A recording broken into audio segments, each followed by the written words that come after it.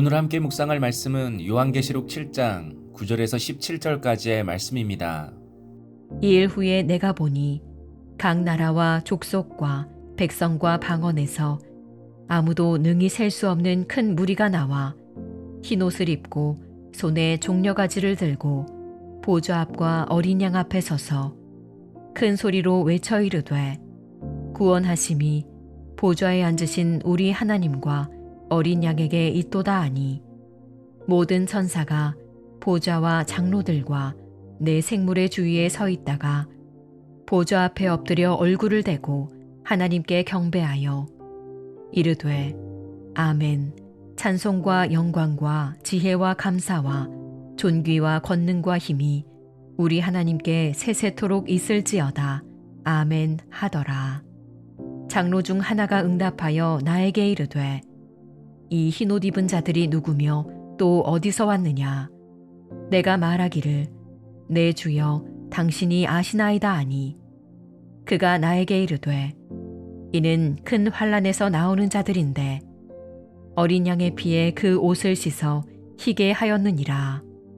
그러므로 그들이 하나님의 보좌 앞에 있고 또 그의 성전에서 밤낮 하나님을 섬기매 보좌에 앉으신 이가 그들 위에 장막을 치시리니 그들이 다시는 줄이지도 아니하며 목마르지도 아니하고 해나 아무 뜨거운 기운에 상하지도 아니하리니 이는 보좌 가운데에 계신 어린 양이 그들의 목자가 되사 생명수 샘으로 인도하시고 하나님께서 그들의 눈에서 모든 눈물을 씻어주실 것임이라.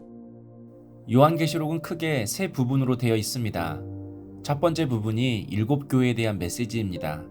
그리고 두 번째 부분은 7인, 7나팔, 7대접에 관한 내용입니다. 마지막 세 번째 부분은 새하늘과 새 땅에 관한 이야기입니다. 이렇게 요한계시록의 큰 틀을 파악하고 안을 들여다보는 것이 요한계시록을 이해하는 데 훨씬 쉽습니다. 그런 의미에서 오늘 말씀은 요한계시록 두 번째 부분인 7인, 7나팔, 7대접 이야기 중에 7인에 관한 이야기입니다. 예수님께서 하나님께로부터 두루마리를 받으셨습니다. 그 두루마리는 성도의 구원과 악한 세력을 향한 하나님의 심판이 기록된 책입니다. 그런데 이 두루마리에는 7인이 있었습니다. 인이라는 것은 두루마리가 펼쳐지지 않도록 감아놓은 끈과 같은 것을 말합니다. 그런데 7개의 인이 두루마리를 감고 있습니다. 그리고 예수님께서 이제 그 인을 차례대로 하나씩 푸시고 계십니다. 그런데 이렇게 인이 풀릴 때마다 앞으로 하나님의 심판이 이 땅에 쏟아지기 전에 이 땅에 일어날 징조에 대해서 사도 요한이 환상으로 보게 됩니다. 좀 시간이 걸리더라도 제가 조금씩 설명하면 첫 번째 인을 뗄 때 펼쳐지는 장면은 한 사람이 흰 말을 타고 등장하는 것입니다.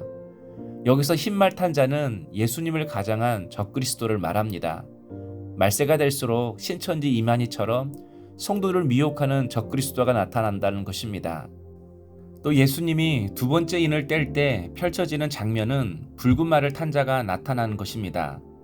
악한 자들이 평안과 화목을 빼앗고 분노와 욕심으로 사람들을 이끌고 이 세상을 그렇게 만들어 간다는 것입니다. 세 번째 인을 뗄 때에는 검은 말이 나옵니다. 검은 말은 경제적인 어려움을 말합니다. 그리고 네 번째 인을 뗄 때에는 청황색 말이 나옵니다. 청황색 말은 질병과 죽음을 의미합니다. 말세에는 알 수 없는 질병들이 찾아온다는 겁니다. 그리고 다섯 번째 인을 뗄 때에는 순교자들이 기도하는 장면이 펼쳐지고 여섯 번째 인을 뗄 때에는 큰 지진이 일어나듯 이 세상이 무질서해진다고 말하고 있습니다. 절대 진리가 없고 각자 자기만의 소견대로 살아가는 세상이 될 것이라는 겁니다. 그리고 마지막 일곱 번째 인을 떼는 순간 또 다른 일곱 나팔의 첫 번째 심판이 시작됩니다. 조금은 어렵죠? 그러나 제가 이렇게 일곱 인을 다 설명하는 이유가 있습니다. 하나님의 심판이 이 땅에 임하기 전에 적그리스도가 나타나고 경제적인 어려움과 악한 자들의 공격이 있다고 해도 하나님께서는 예수 그리스도를 끝까지 믿고 신뢰한 자들을 붙드신다라는 것입니다.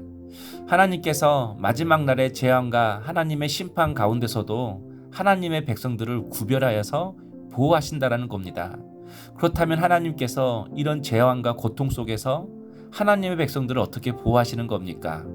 바로 그것은 믿는 자들의 이마에 하나님께서 인을 치신다고 합니다.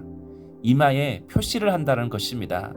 그래서 이마에 하나님의 하신 표시가 있는 사람들만이 하나님이 지키시고 보호하신다는 겁니다. 그런데 하나님께서 그렇게 구별하신 백성의 수가 14만 4천 명인 것입니다. 여기서 14만 4천 명은 환난 중에도 하나님이 구별하여서 보호하시는 성도들을 말합니다.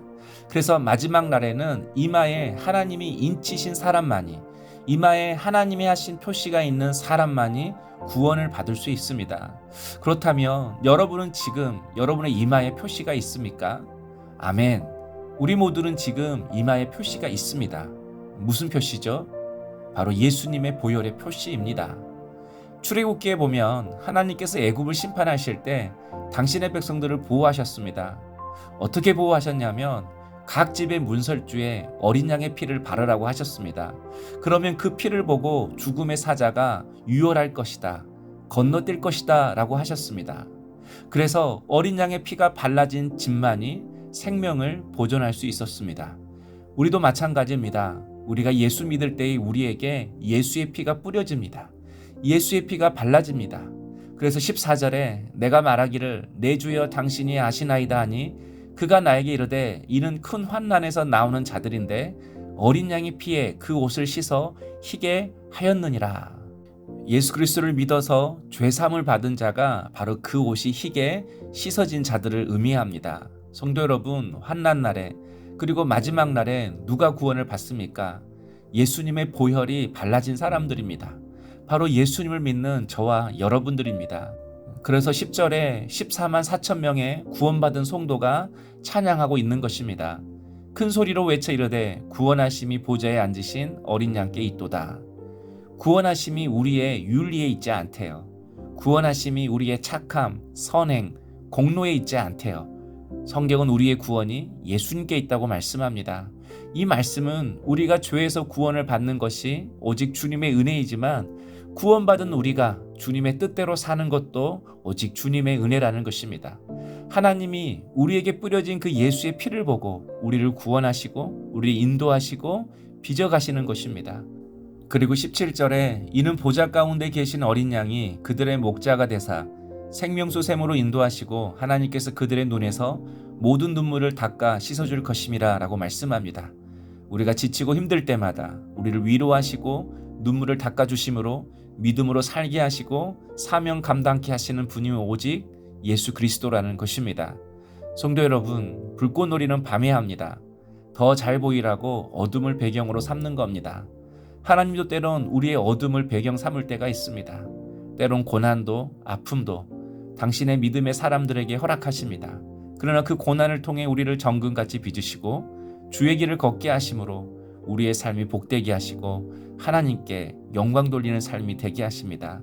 그러므로 세상 소리, 사람의 소리에 흔들리지 않고 오직 하나님의 약속하신 말씀 위에, 복음 위에 굳건히 서는 우리 성도님 될 수 있기를 축복합니다. 적용 질문입니다. 여러분에게 지금 예수의 피가 뿌려졌다는 것을 믿으십니까? 여러분은 힘들고 지칠 때 누구를 목자 삼고 살아가십니까? 기도하겠습니다.